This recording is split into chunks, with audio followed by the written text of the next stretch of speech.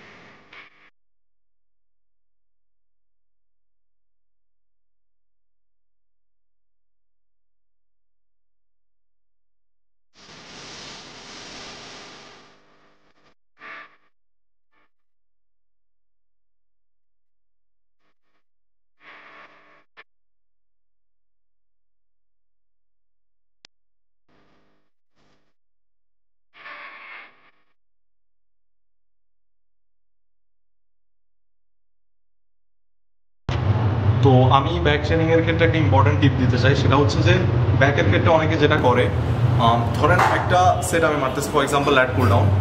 তো ল্যাট পুল ডাউনের ক্ষেত্রে আমরা যখন ফুল ওয়েটটা এভাবে নামাই, তো এভাবে কয়েকটা রেপ মারার পর যখন আমাদের বডি অনেক টায়ার্ড হয়ে যায়, তো আমরা করি কি সাথে সাথে ওয়েটটা ছেড়ে দিই, আমরা গিভ আপ করে ফেলি। তো আমরা মনে করি আমরা ফেলিয়ার রিচ করছি, but that's not exactly the failure.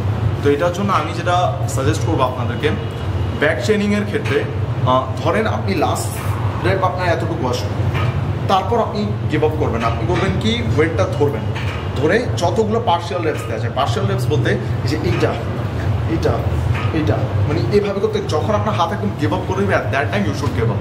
তো এটা আমার একটা স্মার্ট টেকনিক, এটা এটা অনেকেই করে। তো আমি এটা অনেক আগে শিখছিলাম, তো এই জন্য আমি আপনাদের সাথে শেয়ার করলাম।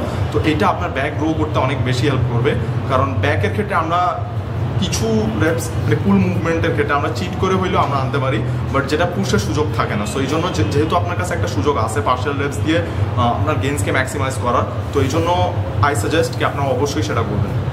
সো ভিডিও শেষ করার আগে একটা ইম্পর্ট্যান্ট অ্যানাউন্সমেন্ট আসছিল, সেটা হচ্ছে আগামীকাল থেকে আমার মিড টার্ম এক্সাম শুরু হবে কলেজে। আর এই ভিডিওটা যখন আপনারা দেখবেন তখনও আমার এক্সাম চলবে।